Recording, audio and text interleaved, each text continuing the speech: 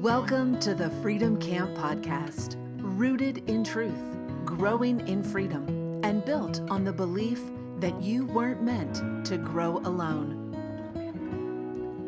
Each week, I'll share honest stories, insights, and simple questions to help you explore the unseen things that keep you from living in the freedom that's already yours, and take brave, intentional steps toward the life you were made for. This is your space to reconnect with your authentic self and grow in freedom on purpose.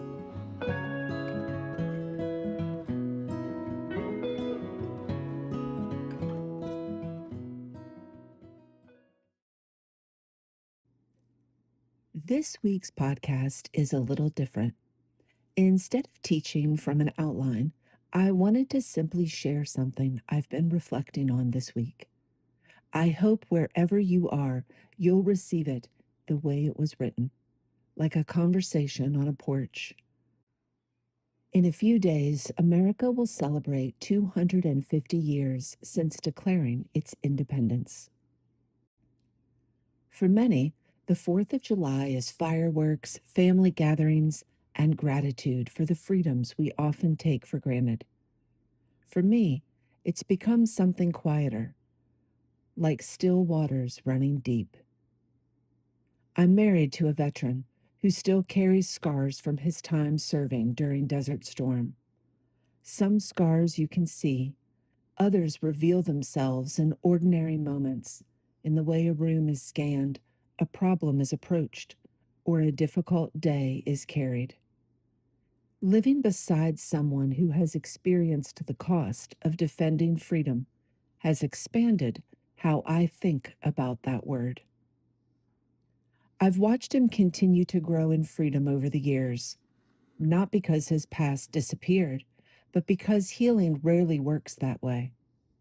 Freedom has looked less like forgetting and more like learning new ways to live, think, trust, and rest, while honoring the person whose experiences helped shape. It has reminded me that freedom is rarely a destination we arrive at once. More often, it's a lifelong invitation. Freedom isn't free. We usually think that means someone else paid the price for us. And often that's true. Men and women have sacrificed enormously so that we can enjoy the freedoms we have today. Jesus gave everything so we could be reconciled to God. But growing in freedom still asks something of us. We get to release the things we've learned to cling to. We get to surrender the stories that keep us stuck. We get to trust enough to loosen our grip. Whether we're talking about nations, relationships, or our own hearts, freedom almost always asks us to leave something behind in order to receive something deeper. And perhaps that's why I've become increasingly convinced that freedom isn't something we simply possess. It's something we get to practice, something that grows quietly, often beneath the surface, like still waters running deep. Freedom is rarely a light switch. We tend to think of freedom in binary terms. You're free or you aren't. But life is often more complex and nuanced than that. A person can be free from addiction while still learning freedom from shame. A marriage can be healthier than it once was and still have room to grow.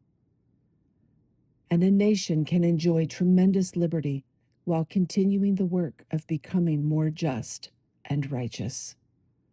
Even spiritually, there seems to be an invitation that never quite ends, not simply to become free, but to become freer. That has become one of my favorite things about following Jesus. He doesn't rescue us once and leave us there. He continually invites us into deeper freedom. Freedom from fear, freedom from striving, freedom from needing everyone's approval, freedom from believing we have to hold everything together ourselves, freedom to love, freedom to rest, and freedom to become who we were created to be. Freedom usually costs something. One of the greatest paradoxes of life is that the things that enslave us often promise comfort. Control feels safe. Busyness feels productive. Distraction feels easier than silence. Self-sufficiency feels strong. But every one of those can quietly become chains. Real freedom often requires letting go. Sometimes we let go of habits that no longer serve us, even if we still enjoy them. Sometimes expectations or old identities. Sometimes the illusion that we are responsible for carrying something or everything. The irony is that surrender often feels expensive right before it becomes beautiful. This month in Freedom Camp, we're exploring rest. We'll be spending the month exploring what it means to trust God enough to actually rest, not merely taking a nap and not checking another self-help box, but the deeper kind of rest that comes from surrender, the kind that settles into the deepest places of who we are. What keeps us from resting? What are we still trying to control? And what have we become more attached to than we realize? Sometimes freedom isn't found by adding something new. Sometimes it's found by releasing something we've been carrying for years. Because trust creates space for rest, and rest creates space for freedom. This is really what Kinfolk Collective is about, helping people reconnect to what matters most, to close the gap between their values, intentions, and everyday lives, helping people notice what has quietly taken root beneath the surface, helping create the conditions where healthier things can grow.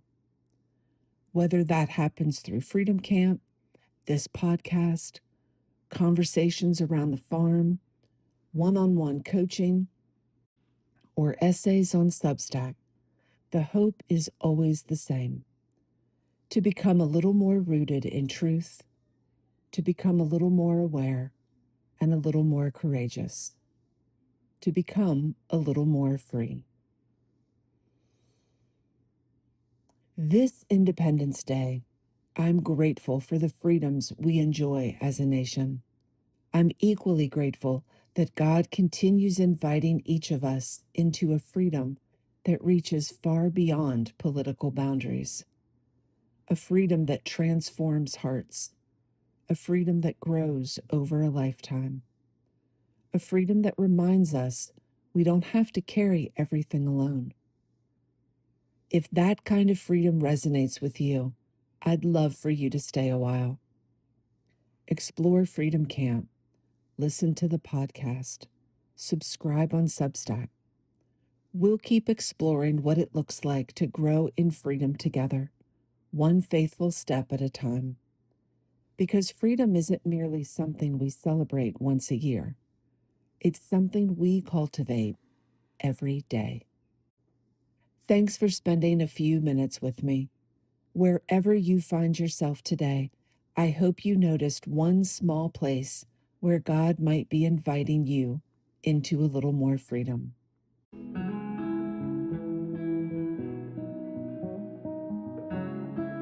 Thanks for listening to the Freedom Camp podcast, where we believe freedom is nurtured from within and grows when you tend to it. If this stirred something in you, let it take root this week and see what grows. And if you enjoyed this or found it meaningful, Please give the gift of a review, share it with a friend, and leave a comment below. It helps us build this podcast community because we weren't meant to grow alone.